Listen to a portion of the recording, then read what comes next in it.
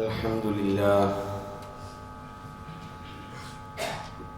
نحمده ونستعينه ونؤمن به ونتوكل عليه ونعوذ بالله من شرور أنفسنا ومن سيئات أعمالنا من يهده الله فلا مضل له ومن يضلل فلا هادي له ونشهد أن لا إله إلا الله ونشهد أن محمدًا عبده ورسوله أرسله بالهدى ودين الحق ليظهره على الدين كله ولو كره المشركون. اللهم صل على محمد وعلى آل محمد كما صليت على إبراهيم وعلى آل إبراهيم إنك حميد مجيد. اللهم بارك على محمد وعلى آل محمد كما باركت على إبراهيم وعلى آل إبراهيم إنك حميد مجيد. أما بعد فإن خير الكلام كلام الله وخير السنن سنن محمد صلى الله عليه وسلم وشر الأمور محدثاتها وكل محدثة بدعة وكل بدعة ضلالة. أيها الإخوان والأخوات أوصيكم وإياي أولا بتقوى الله. أعوذ بالله من الشيطان الرجيم. يا أيها الذين آمنوا اتقوا الله حق تقاته ولا تموتن إلا وأنتم مسلمون. بسم الله الرحمن الرحيم. فهل عسيتم من توليتم من تفسدوا في الأرض وتقطعوا أرحامكم. പ്രിയപ്പെട്ട സത്യവിശ്വാസികളെ, വിശ്വാസിനികളെ,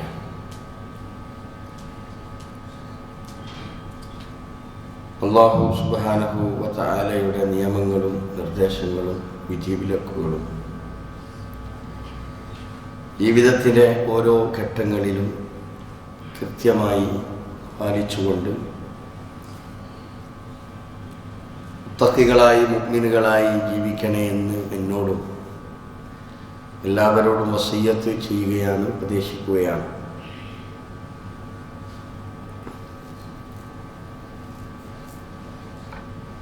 നമ്മുടെയൊക്കെ മനസ്സുകളിൽ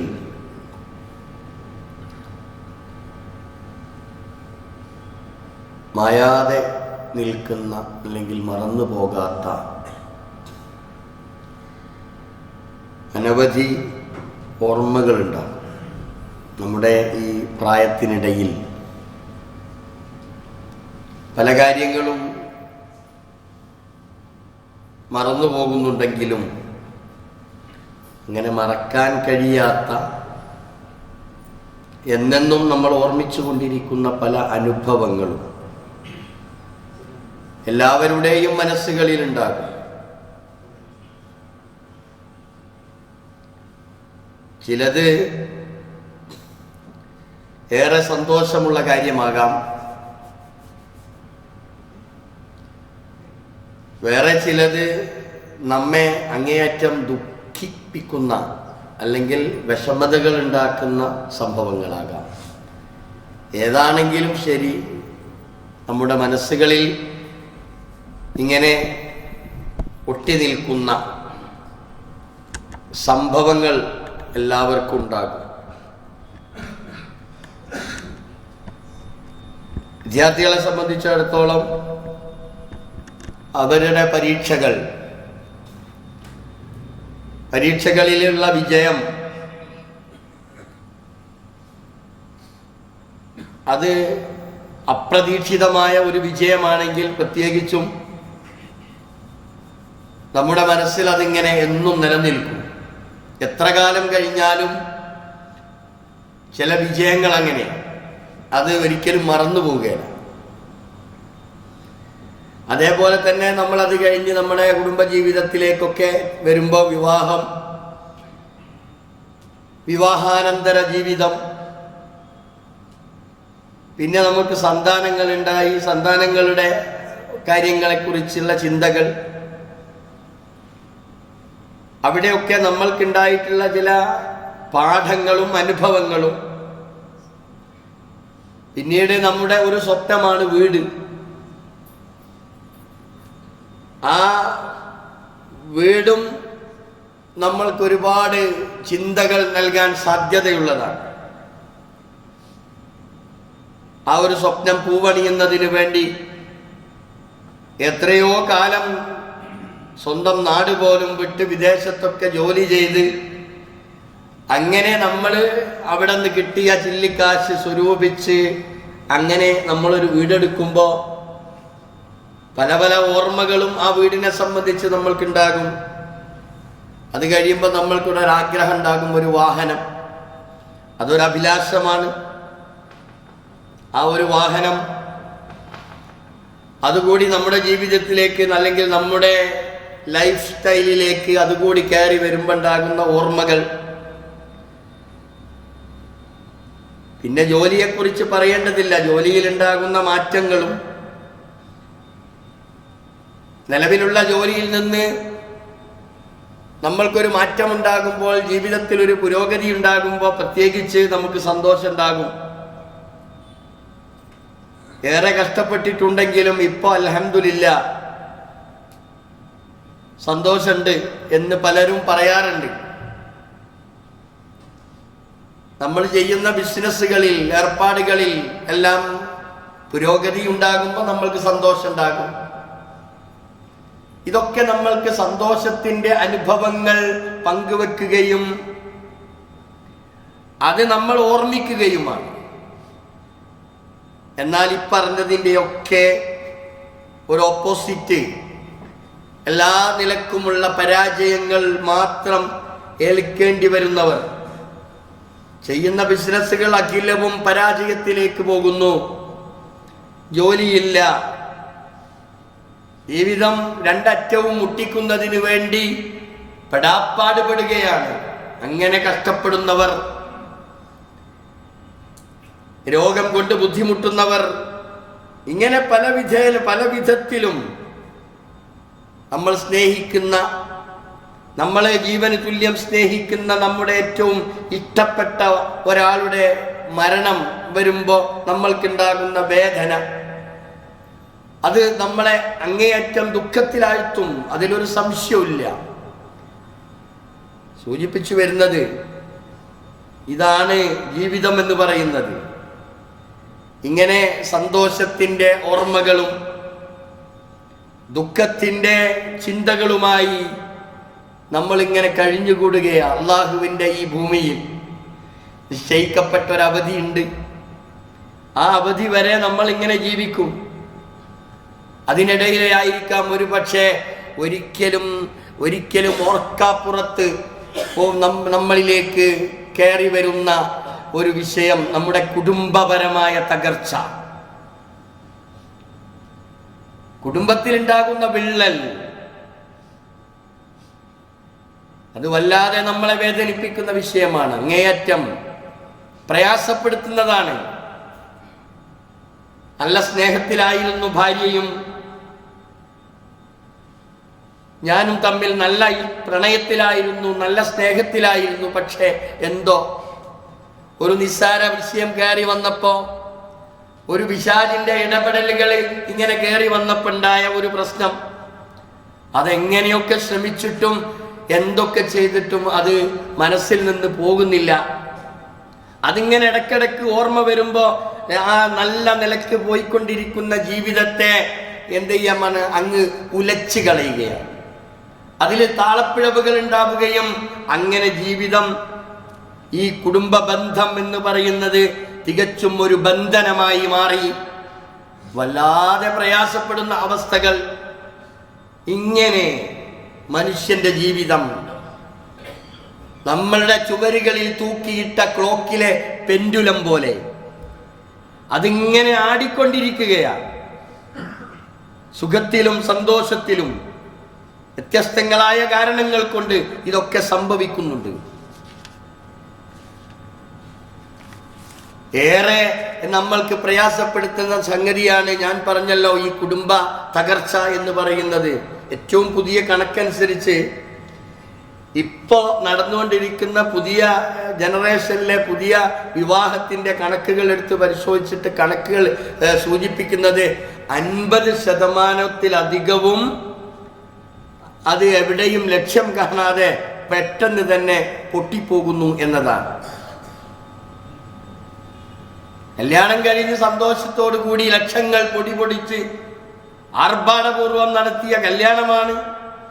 നാട്ടിലുള്ള ആളുകളെയൊക്കെ വിളിച്ചു വരുത്തി എല്ലാവരെയും സന്തോഷിപ്പിച്ച കല്യാണമാണ്. പക്ഷേ പെട്ടെന്ന് തന്നെ അവർക്കിടയിൽ ഉണ്ടാകുന്ന ചില്ലറ പ്രശ്നങ്ങൾ കൊണ്ട് ഇടയ്ക്ക് വെച്ച് ആ ബന്ധം വിച്ഛേദിക്കപ്പെടുന്ന വളരെ സങ്കടകരമായ ഒരവസ്ഥകളാണ് നമ്മൾ കാണുന്നത് നമ്മുടെ കുടുംബങ്ങളിലേക്ക്. അതവസാനം എത്തിച്ചേരുന്നത് ആത്മഹത്യകളിലേക്ക്. എന്തുമാത്രം ജീവിതം അവസാനിപ്പിച്ചുകൊണ്ട് തിരിച്ചു പോകുന്ന എന്തുമാത്രം സങ്കടകരമായ വാർത്തകളാണ് ദിനം പ്രതി നമ്മൾ അറിഞ്ഞുകൊണ്ടിരിക്കുന്നത്. അപ്പൊ ഈ ബന്ധങ്ങൾ വിച്ഛേദിക്കപ്പെടുന്നതും അതേപോലെ തന്നെ ഇതിൻ്റെ പേരിൽ നടക്കുന്ന ആത്മഹത്യകളും ഇവിടെ മതത്തിൻ്റെ അതിർവരമ്പുകൾ ഇല്ലാത്ത വിധം എല്ലാവരിലും ഇതിങ്ങനെ സംഭവിച്ചുകൊണ്ടേയിരിക്കുകയാണ്. ഇവിടെയൊക്കെ നമ്മൾ ഒരുപാട് കാര്യങ്ങൾ ആലോചിക്കുകയും ചിന്തിക്കുകയും ചെയ്യേണ്ടതുണ്ട്. പല കാരണങ്ങളാലുമാണ് ഇങ്ങനെയൊക്കെ സംഭവിച്ചു കൊണ്ടിരിക്കുന്നത്. കുറെയൊക്കെ നമ്മൾ ആലോചിച്ചാൽ, നമ്മൾ ചിന്തിച്ചാൽ കുറെയൊക്കെ കാരണങ്ങൾ നമ്മൾക്ക് കണ്ടെത്താൻ കഴിയും. എന്തുകൊണ്ട് ഇത് സംഭവിക്കുന്നു, എവിടെയാണ് ഇവിടെ പാളിച്ചകൾ സംഭവിക്കുന്നത്, വീഴ്ചകൾ എവിടെയാണ് സംഭവിക്കുന്നത്, ഇതിനെക്കുറിച്ചൊക്കെ നമ്മൾക്ക് മനസ്സിലാക്കുവാൻ സാധിക്കും. ചില കാര്യങ്ങളിലേക്കൊക്കെ നമ്മൾ കയറി ചെന്ന് നോക്കിയാൽ, അതിൻ്റെ ഉള്ളറകളിലേക്ക് നമ്മൾ ചെന്ന് നോക്കിയാൽ വളരെ നിസ്സാരമായ, ആളുകളോട് പറയാൻ പോലും പറ്റാത്ത വളരെ ചെറിയ കാരണങ്ങൾ കൊണ്ട് പോലും ഈ തരത്തിലുള്ള പ്രശ്നങ്ങൾ രൂപപ്പെട്ടു വരുന്നു. നല്ല നിലക്ക് നടന്നു പോകുന്ന സ്നേഹബന്ധവും സൗഹൃദവും ഇതൊക്കെ തകർന്നുകൊണ്ടിരിക്കുകയാണ്. അല്ലെങ്കിൽ തന്നെ നമ്മുടെ ഈ പുതിയ ലൈഫ് സ്റ്റൈൽ, ഈ നമ്മുടെ ഈ അവസ്ഥ എന്ന് പറയുന്ന ബന്ധങ്ങൾ തീരെ ഇല്ല. കുടുംബത്തിൽ പോലും നമ്മൾ ആരെയും ബന്ധപ്പെടുന്നില്ല നേർക്ക് നേരെ. നമ്മളാരും അതിന് സമയം കാണുന്നുമില്ല. എൻ്റെ ബന്ധപ്പെട്ടവരെ ഞാനൊന്ന് പോയി കാണട്ടെ എന്നോ, ഞാനൊന്ന് സന്ദർശിക്കട്ടെ എന്നോ, ബന്ധം അതൊന്ന് ഊട്ടി ഉറപ്പിക്കട്ടെ എന്നോ ആരും ചിന്തിക്കുന്നില്ല. അവസാനം നമ്മൾ ചെയ്യുന്നത് ഒന്ന് ഫോൺ ചെയ്യും. അതിന് തന്നെ സമയമില്ലാത്തൊരവസ്ഥയിലേക്കാണ് നമ്മൾ പോയിക്കൊണ്ടിരിക്കുന്നത്.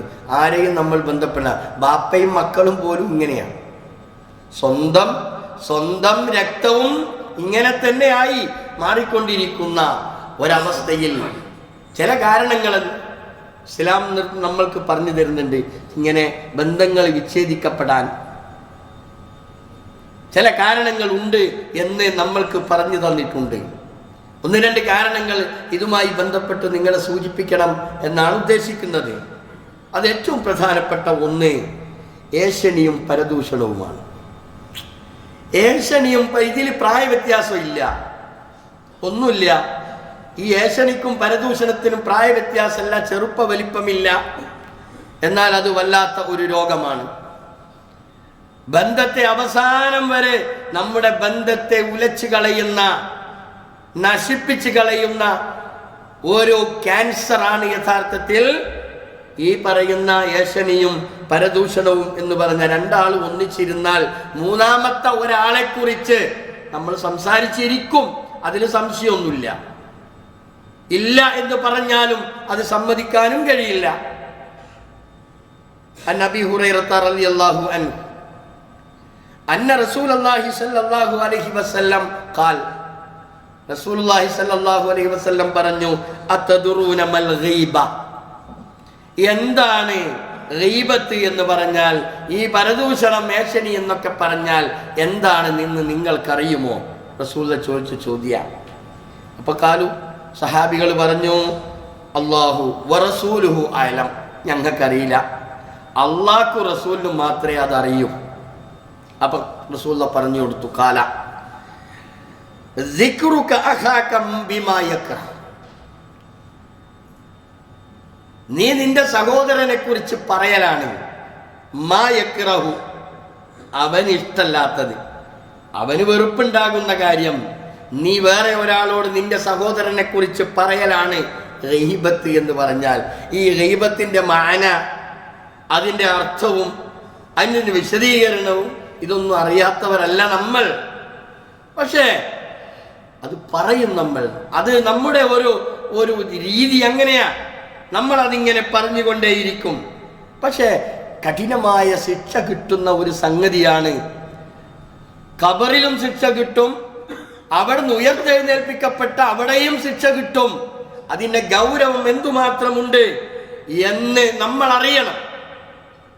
അങ്ങനെ നമ്മൾ അറിയുകയാണെങ്കിൽ ഒരിക്കലും ഒരാളെക്കുറിച്ച് ഗീബത്ത് പറയാൻ, ഒരാളെക്കുറിച്ച് ഇത്തരത്തിലുള്ള ഏഷണിയും പരദൂഷണവും പറഞ്ഞുകൊണ്ട് അയൽപ്പക്ക ബന്ധത്തെ മുറിച്ചു കളയാൻ, സ്വന്തം ജ്യേഷ്ഠനെയും അനുജനെയും തമ്മിൽ തെറ്റിക്കാൻ, ആങ്ങളെയും പെങ്ങളെയും പരസ്പരം തെറ്റിക്കാൻ, ഒരേ വീട്ടിലുള്ള രണ്ട് പുതിയാപ്പളമാരെ പരസ്പരം അകറ്റി നിർത്താൻ, തമ്മിൽ ഒരു ബന്ധവുമില്ലാതാക്കാൻ ഈ പരദൂഷണത്തിനും ഈ ഏഷണിക്കും സാധിക്കും എന്നതാണ്. അതിൻ്റെ ശിക്ഷ എന്തുമാത്രം എന്നറിയോ നിങ്ങൾക്ക്? നമ്മൾ അറിയണമത്. അള്ളാഹുവിൻ്റെ പ്രവാചകൻ രണ്ട് ഖബറിനരികിലൂടെ റസൂലുള്ളാഹി അങ്ങനെ നടന്നു പോവുക. മർറ നബി സല്ലല്ലാഹു അലൈഹി വസല്ലം അലാ ഖബ്റൈൻ എന്ന ഹദീസിലുള്ളത്. രണ്ട് ഖബറിന്റെ അടുത്തുകൂടി എന്നിട്ട് റസൂലുള്ളാഹി പറയാ, ഇന്നഹുമാ ലയുഅദ്ദിബാനി, റസൂലുള്ളാഹി പറയാ, ഈ രണ്ട് ഖബറിലുള്ള രണ്ടു പേരും ഭയങ്കര ശിക്ഷ അനുഭവിച്ചു കൊണ്ടിരിക്കുകയാണ്. അള്ളാന്റെ റസൂലിനെ അള്ളാഹു തോന്നിപ്പിച്ചു കൊടുക്കുക, വഹിയിലൂടെ അറിയിച്ചു കൊടുക്കുക. അപ്പൊ ചോദിച്ചു, വമ്പിച്ച തോതിലുണ്ടോ ആ ശിക്ഷ? അത്തരത്തിൽ വമ്പിച്ച തരത്തിലുള്ളതാണോ എന്ന് ചോദിച്ചപ്പം അള്ളാഹുവിന്റെ റസൂൽ സല്ലല്ലാഹു അലൈഹി വസല്ലം പറയുകയാണ്, ഒരാള് ഈ ശിക്ഷ അനുഭവിച്ചു കൊണ്ടിരിക്കുന്നതിന്റെ കാരണം ഫകാന യംശി ബിൻ നമീമ, ഇയാൾക്ക് ജോലി നേരം വെളുത്താൽ ഇയാൾക്ക് പണി ഈ ഏഷണി പറയലായിരുന്നു. അങ്ങനെയുണ്ട് ചില ആൾക്കാർ. നോട്ടീസ് നമുക്ക് അടിക്കേണ്ടിയില്ല, പ്രസ്സിൽ നമുക്ക് പോകേണ്ടതില്ലാത്ത വിധം പരസ്യം ഏറ്റെടുക്കുന്ന ആളുകളുണ്ട്. അത് നേരം വെളുത്ത് വൈകുന്നേരമാകുന്നതിൻ്റെ ഇടയിൽ ഒരു 100-200 ആളെ അത് ചെവിടൊപ്പിച്ചെങ്കിൽ മാത്രമേ അയാൾക്ക് സമാധാനം ഉണ്ടാവൂ. അങ്ങനെ കേട്ടതും കണ്ടതും സത്യവും അസത്യവും കൂട്ടിക്കലർത്തി അതിങ്ങനെ പ്രചരിച്ചുകൊണ്ടിരിക്കുക. റസൂലുള്ളാഹി പറയാ, ഫകാന യംശി, അയാൾ ഇങ്ങനെ നടന്നു പോകും. രാവിലെ എണീറ്റ അയാളെ പണിതാ ബിൻ നമീമ, ഈ ഏഷണി പറഞ്ഞുകൊണ്ട് അയാൾ ഇങ്ങനെ നടന്നു. അതുകൊണ്ട് ആണ് ഈ ഖബറിൽ കിടന്ന് ഈ വ്യക്തി ഈ മാതിരി വേദന അനുഭവിച്ചു കൊണ്ടിരിക്കുന്നത് എന്ന് അള്ളാഹുവിൻ്റെ റസൂൽ സല്ലല്ലാഹു അലൈഹി വസല്ലം. ഇനി നമ്മൾ ആലോചിക്കണം, നമ്മളും അനുഭവിക്കേണ്ടതല്ലേ? നമ്മൾക്ക് ഖബറിൽ പോകണ്ടേ? ഇത്തരം ഒരവസ്ഥയെ നമ്മൾ അഭിമുഖീകരിക്കണോ വേണ്ടേ? നമ്മളാണ് ചിന്തിക്കേണ്ടത്. ഇതിന്റെ ഗൗരവം എന്തുമാത്രമുണ്ട് എന്ന് നമ്മൾ അറിയണം. ഖുർആൻ ഒരിടത്ത് ചോദിക്കുന്നുണ്ട്, നീ നിന്റെ സഹോദരന്റെ പച്ച മാംസം തിന്നാൻ നീ ഇഷ്ടപ്പെടുമോ? അയുഹിബ്ബു അഹദുക്കും അൻ തഅകുല ലഹ്മ അഖീഹി മൈത, മരിച്ചു കിടക്കുന്ന നിന്റെ സഹോദരന്റെ മാംസം അതിൽ നിന്നൊരു കഷ്ണം തിന്നാൻ നീ ഇഷ്ടപ്പെടുമോ എന്ന് ചോദിക്കുന്നുണ്ട്. നമ്മൾ ആരും ഇഷ്ടപ്പെടൂല അല്ലേ? എങ്കിൽ നമ്മൾ അറിയണം, നമ്മൾ എന്തിനാണ് ജ്യേഷ്ഠത്തി, എന്തിനാണ് അനുജത്തിയെ കുറിച്ച് ഏഷണി പറയുന്നത്? എന്തിനാണ് ജ്യേഷ്ഠൻ അനുജനെ കുറിച്ച് പറയുന്നത്? എന്തിനാണ് തൻ്റെ കൂട്ടുകാരനെ കുറിച്ച് മറ്റൊരാളോട് ഞാൻ എന്തിനാണ് ഈ നിലക്ക് പറയുന്നത്? അവനെ തമ്മിൽ തെറ്റിച്ച് തമ്മിൽ കുത്തുപാള എടുപ്പിച്ചത് കൊണ്ട് എനിക്കെന്ത് നേട്ടമാണുള്ളത്? ഇവിടെയാണ് നമ്മൾ ആലോചിക്കേണ്ടത്. നമ്മളാരും അതറിയില്ല. നമ്മൾ 2-3 ആളുകൾ കൂടിയിരുന്നാൽ എന്തിനേറെ മരണ വീടുകളിൽ പോലും ശ്രദ്ധിക്കണം. നമ്മൾ മരണ വീടുകളിൽ പോലും ഒരു മരണ വീട്ടിൽ നമ്മൾ പോയാൽ ആ വീട്ടിന്റെ ഒരു ഭാഗത്ത് നിന്ന് നിങ്ങൾ നോക്കൂ, 3 ആൾ ഒരു ഭാഗത്ത്, 4 ആൾ വേറെ ഒരു ഭാഗത്ത്, വേറെ കുറച്ചാളുകൾ വേറെ ഒരു ഭാഗത്ത് കൂടി. എന്താ അവിടുത്തെ സ്ഥിതി? ഏതെങ്കിലും ഒരു മരണ വീട്ടിൽ നിങ്ങൾ പോകുമ്പോൾ നിങ്ങളൊന്ന് ശ്രദ്ധിച്ചു നോക്കൂ. ഓരോരുത്തരുടെയും പരിപാടി എന്താ? 3 ആൾ കൂടി ആ കൂടിയ ആളെ മരിച്ചവനെ സംബന്ധിച്ചോ അല്ലെങ്കിൽ അവരുടെ കുടുംബത്തെ കുറിച്ചോ അവരുടെ ഇടയിലുള്ള പ്രശ്നങ്ങളെ കുറിച്ചോ ഇതിങ്ങനെ ചർവണം നടത്തി ചർച്ച ചെയ്ത് അതിങ്ങ് വികസിപ്പിച്ചെടുക്കുന്ന പരിപാടിയാണ്. ഇത് പറയുമ്പോൾ ഒരു വേള ഈ കിടക്കുന്നത് പോലെ കിടക്കേണ്ടവനാണല്ലോ കുറച്ച് കഴിഞ്ഞാൽ ഞാനും. അടുത്ത മണിക്കൂറിൽ ഒരു പക്ഷേ എന്നെ ആയിരിക്കാം അള്ളാഹു വിളിക്കുന്നത്. എത്ര ആളുകളുണ്ട് അങ്ങനെ.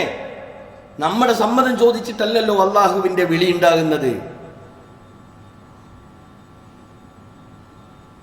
ഏറ്റവും സങ്കടകരമായ ഒരു അവസ്ഥ ഇന്നലെ എൻ്റെ ഒരു കൂട്ടുകാരന്റെ ഭാര്യ, എൻ്റെ കൂട്ടുകാരൻ വിദേശത്താണ്. ഈ വിദേശത്തുള്ള എൻ്റെ കൂട്ടുകാരൻ, ആ കൂട്ടുകാരന്റെ ഭാര്യ ഇന്ന് രാത്രിയിലെ ടിക്കറ്റ് കൺഫേം ചെയ്തതാണ്. പക്ഷെ ഇന്നലെ രാവിലെ 10 മണിക്ക് അള്ളാഹുവിന്റെ വിളിക്കുത്തരമേകി ആ സ്ത്രീ മരണപ്പെടുകയുണ്ടായത്. ഇന്നലെ രാവിലെ 10 മണിക്ക് ടിക്കറ്റ് അള്ളാഹുവിലേക്ക്. അറിയണം നമ്മൾ, ഇതാണ് ഇന്നത്തെ സ്ഥിതി. അതുകൊണ്ട് ജീവിക്കുന്ന എത്ര സമയമുണ്ടോ അത്രയും സമയം മാന്യമായി ഇടപെടലുകയും മാന്യമായി സംസാരിക്കുകയും എല്ലാവരെയും കൂട്ടിപ്പിടിച്ചുകൊണ്ട് എല്ലാവരെയും ചേർത്ത് പിടിച്ചുകൊണ്ട് സന്തോഷത്തിന്റെ സ്നേഹത്തിന്റെ വാക്കുകൾ ഇതാണ് നമ്മൾ കൈമാറേണ്ടതില്ല. യദ്ഖുലുൽ ജന്നത നമ്മാം, ഏഷണി പറയുന്നവൻ, പരദൂഷണം പറയുന്നവൻ സ്വർഗത്തിന്റെ വാസന പോലും അവൻ അനുഭവിക്കാൻ കഴിയില്ല എന്ന് അള്ളാഹുവിന്റെ പ്രവാചകൻ. അപ്പം കുടുംബം പരസ്പരം പെട്ടെന്ന് പ്രശ്നങ്ങൾ ഉണ്ടാകാനുള്ള ഏറ്റവും പ്രധാനപ്പെട്ട ഒരു കാരണമാണ് ഈ ഏഷണിയും പരദൂഷണവും എന്ന് പറയുന്നത്. മറ്റൊരു സംഗതി നമ്മൾ മനസ്സിലാക്കേണ്ടത്, ഒരാൾ ഒരു പക്ഷേ ഒരു മംഗലം നടക്കുന്നുണ്ട്, ആ മംഗലത്തിന് ഒരു പക്ഷേ ക്ഷണിച്ചേക്കാം, ഒരു പക്ഷേ ക്ഷണിച്ചില്ലെന്ന് വരാം. എന്നാൽ ക്ഷണിക്കാത്തതിന് എന്തിനാണ് 100 ആളുകളോട് ഈ കാര്യം പറയുന്നത്? ക്ഷണിക്കാത്തതിന്. ഇനി ക്ഷണിച്ചാൽ തന്നെ പോകാത്തവരില്ലേ? എത്ര പേരുണ്ട് പോകാത്തവർ ക്ഷണിച്ചാൽ തന്നെ? അപ്പൊ ഇതൊക്കെ നമ്മൾ ഇത് രണ്ടും, ക്ഷണിച്ചാലും ശരി ക്ഷണിച്ചില്ലെങ്കിലും ശരി, ഇതില് നമ്മൾ ഇടപെടുന്ന ഇടപെടൽ കൊണ്ട് നമ്മൾ നരകം നമ്മൾ ഇങ്ങനെ കൈ നീട്ടി വാങ്ങിയെടുക്കുകയാ ചെയ്യുന്നത്. ഇപ്പൊ ക്ഷണിച്ചാൽ ക്ഷണം സ്വീകരിക്കണം എന്നതിൽ ഒരു സംശയവുമില്ല. അല്ലെങ്കിൽ കൃത്യമായി അയാളോട് കാര്യം പറഞ്ഞു ബോധ്യപ്പെടുത്തണം. ഹഖ്ഖുൽ മുസ്ലിമി അലൽ മുസ്ലിമി സിത്തുൻ, പരസ്പരമുള്ള അവകാശങ്ങൾ, മുസ്ലിംകൾ തമ്മിലുള്ള അവകാശങ്ങളെ കുറിച്ച് റസൂലുള്ളാഹി വിശദീകരിച്ചെടുത്ത് കാണാം. വഇദാ ദഅക ഫഅജിബുഹു, നിന്നെ ക്ഷണിച്ചാൽ ആ ക്ഷണം നീ സ്വീകരിക്കണം. അതല്ലേ ചെയ്യേണ്ടത്? അപ്പൊ ക്ഷണിച്ചാലേ നമ്മൾ ആ ക്ഷണം സ്വീകരിക്കുക. ക്ഷണിച്ചില്ലെങ്കിൽ പിന്നെ 100 ആളോട് ആ വിഷയം പറഞ്ഞ് പ്രശ്നം ഉണ്ടാക്കേണ്ടതില്ല. പരസ്പരം തമ്മിൽ തെറ്റാൻ, തമ്മിൽ വഴക്കുണ്ടാകാനുള്ള കാരണമാണിത്. വളരെ നിസ്സാര സംഭവങ്ങൾ കൊണ്ട് പ്രശ്നങ്ങൾ, മക്കൾക്കിടയിൽ പ്രശ്നങ്ങൾ ഉണ്ടാകുന്നു. 3 4 മക്കൾ ഉണ്ടെങ്കിൽ എല്ലാവരെയും ഒരുപോലെ കാണാൻ മാതാപിതാക്കൾക്ക് കഴിയേണ്ടതുണ്ട്. ഏതെങ്കിലും ഒരു കുട്ടിയോ ഒരു മകനോടോ ഒരു മകളോടോ കൂടുതൽ ഇഷ്ടം കാണിക്കുന്നത് അത് നരകത്തിലേക്കുള്ള വഴി തെളിയിക്കുന്നതാണ് എന്ന് നമ്മൾ മനസ്സിലാക്കണം. ഖാല നബി സല്ലല്ലാഹു അലൈഹി വസല്ലം, ഇവിടെയൊക്കെ വളരെ കൃത്യമായ നിർദ്ദേശം നമ്മൾക്കുണ്ട്. റസൂലുള്ളാഹി പറഞ്ഞു, ഇഅ്ദിലു ബൈന ഔലാദിക്കും, നിങ്ങൾ നിങ്ങളുടെ സന്താനങ്ങൾക്കിടയിൽ, നിങ്ങളുടെ മക്കൾക്കിടയിൽ നിങ്ങൾ നീതി പാലിക്കണം. എല്ലാവരും ഒരുപോലെ. ഒരാൾ കുറച്ചധികം ക്യാഷ് തരുന്നുവെങ്കിൽ അവനോട് കുറച്ച് പിരിശം, ആ പുതിയാപ്പിളയോട് കുറച്ച് കൂടുതൽ ഇഷ്ടം. അള്ളാഹുവിന്റെ സൃഷ്ടിയ ഇതൊക്കെ ഉണ്ടാവുകയും ഇല്ലാതിരിക്കുകയും ചെയ്യാൻ നിമിഷ നേരം മതി. പക്ഷേ നമ്മുടെ ഇടപെടലുകളിൽ ഈ നിന്നോന്നതകൾ വന്നാൽ നമ്മൾ നരകത്തിൽ പോകേണ്ടി വരുമെന്ന് നമ്മൾ മനസ്സിലാക്കണം. അപ്പോ ഈ നീതി കാണിച്ചില്ലെങ്കിൽ ഉണ്ടാകുന്ന പ്രശ്നം ഭയങ്കരമായ കലാപമുണ്ടാകും. വീട്ടിൽ സ്വൈര്യമുണ്ടാകില്ല, പ്രശ്നങ്ങളോട് പ്രശ്നം. ഇതൊക്കെയാണ് ഒരു വിശ്വാസി മുന്നിൽ കാണേണ്ടത്.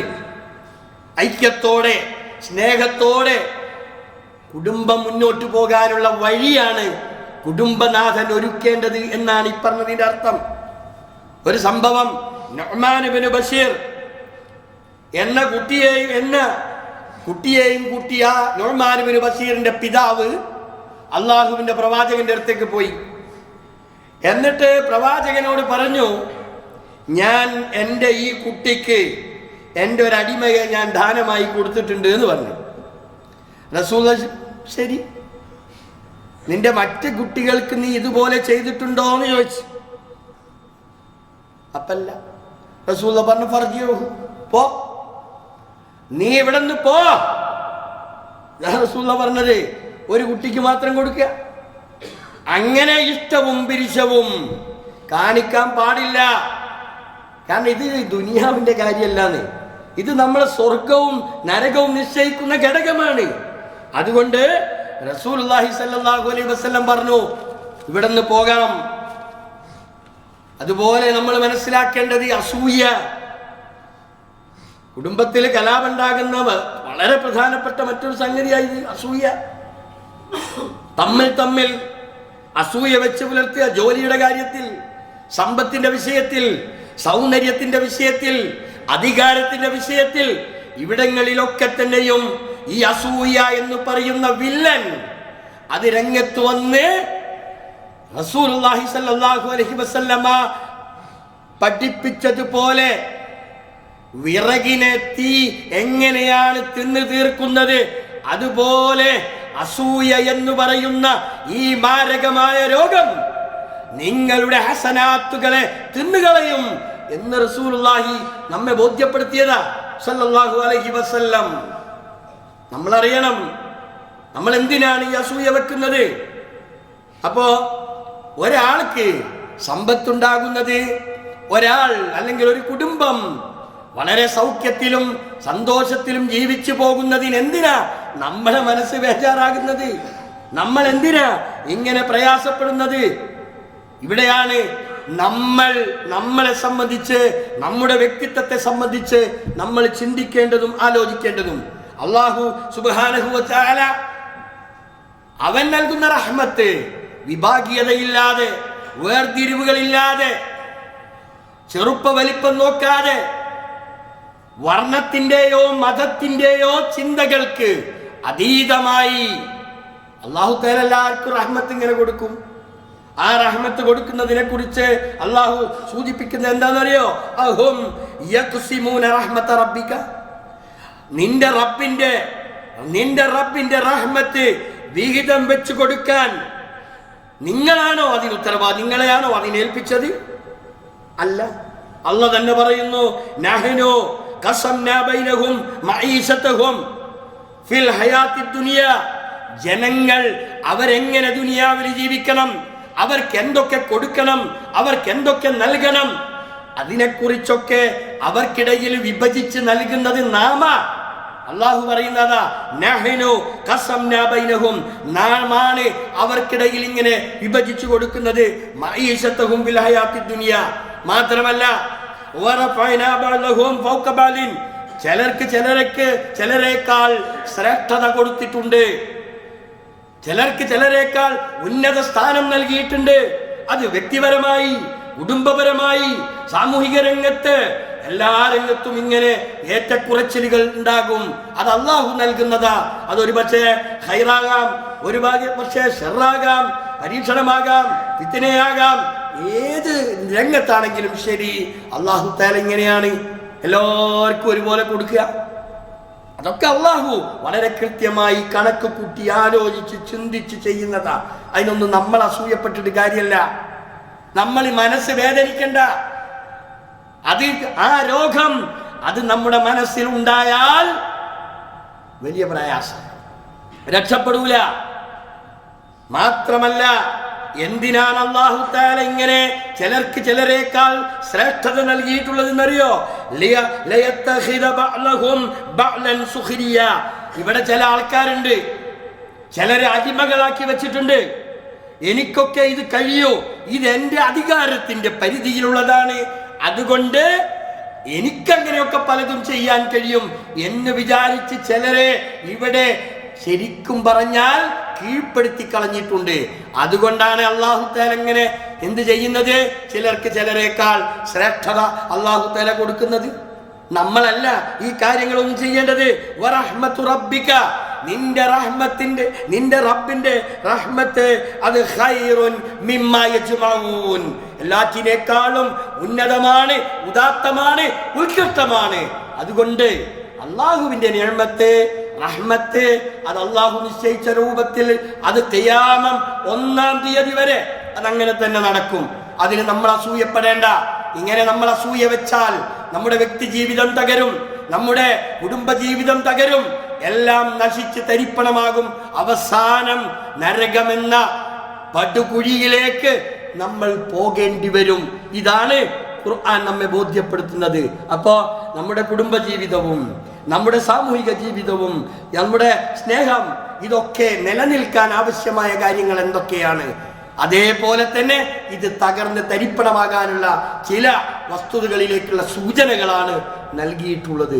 അല്ലാഹു സുബ്ഹാനഹു വ തആല വളരെ സമാധാനത്തോടു കൂടി, സ്നേഹത്തോടു കൂടി, സന്തോഷത്തോടു കൂടി ജീവിക്കുന്ന അല്ലാഹുവിൻ്റെ യഥാർത്ഥ അടിമകളിൽ നമ്മെ എല്ലാവരെയും ഉൾപ്പെടുത്തി അനുഗ്രഹിക്കുമാറാവട്ടെ.